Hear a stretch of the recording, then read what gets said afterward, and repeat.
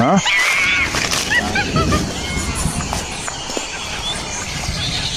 Terus mangga tak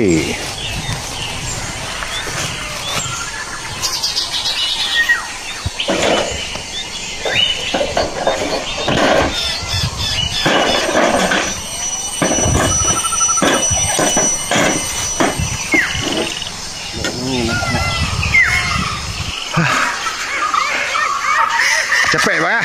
Capek kali. Di bukit segitu ya lah. kan tebal. Ini jalannya 45 derajat.